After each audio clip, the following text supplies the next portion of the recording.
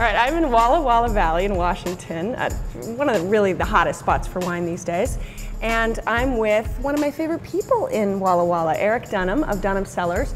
And Eric, the last time I was here, it was kind of a Thirsty Girl escapade episode for sure, because we had been drinking at the Green Lantern, I'm pretty sure. It took you a long time to come back. Yeah, it's been a few years because I was getting out of your car and I accidentally left my finger in the door. It was my fault. I started driving off. He just started driving off. And what finger was it? Let me guess. Your number one. My ring finger, right here. And the next day though, when I saw you, you're like, how's your finger? I went, great. Good times. Fine. Never forget the times you can't remember. That's right, that's right.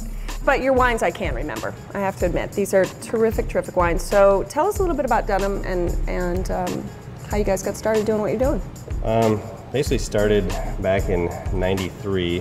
I made a little barrel of wine for my father and some of his friends, and barrel 94. And finally in '95 we made more than we could drink. So we went to commercial with a Cabernet-based wine. So our first Dunham #1 Cabernet-based wine was 1995 vintage. Slowly evolved that to having 3 estate vineyards now. Well, we are drinking Shirley Mays. the Shirley Mays, an original Thirsty Girl, huh, Shirley? Original Thirsty Girl, my grandmother. This is a little dedication to her, and a lot of proceeds go to the Susan G. Komen Breast Cancer Foundation for this wine. So to keep the project rolling, went to a Chardonnay. So let's talk about Chardonnay for a second, because I'm a Chardonnay fan. I'm an unabashed Chardonnay fan. When it's done well, I can drink unoaked Chardonnay all the way to lush, big, bold Chardonnays, as long as they're in balance. So what's your goal with Chardonnay? I had to make a Chardonnay I could drink and respect. I do appreciate that wine is a painting in a glass. It's not a wrong or right, unless there's a flaw.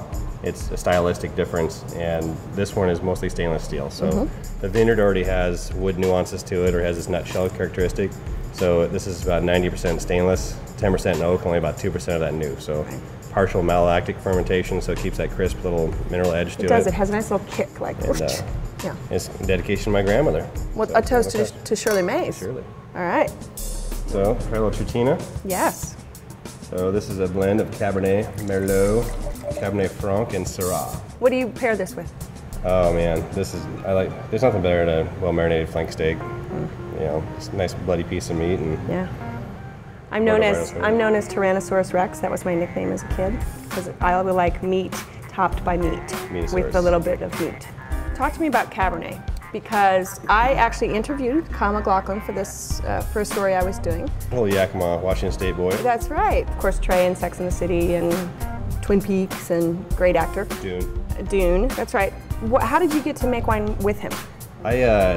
Years ago, he was getting married and he wanted to use Washington wines for his wedding, so he actually contacted us. But through that, we developed a friendship, and he had a lot of other wine friends, Ann Colgan Winer in Napa. Right.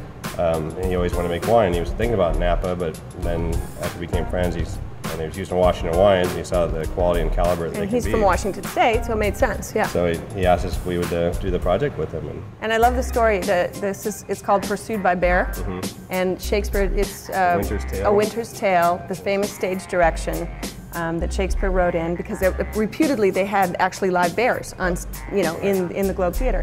So famous stage direction that said, exit stage right, pursued by bear.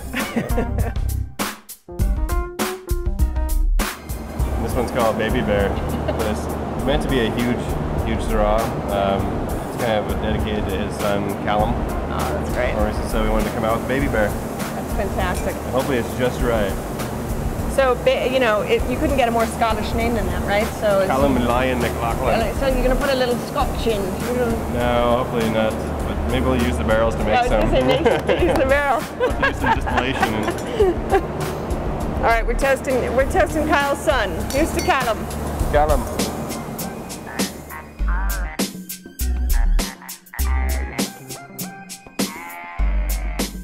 And you have a lot of art around here. I love all the art. Tell me about the art and how it relates to the wine labels.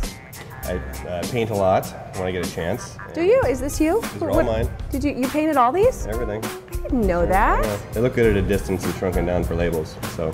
I didn't know you were the artist. You're a man of many talents. I'm a hacker at all the fun stuff. So I start putting the gallons consumed on the back of them, so they might be worth more. Yeah. How many bottles of wine it took to make that painting? Several. Cheers. Cheers.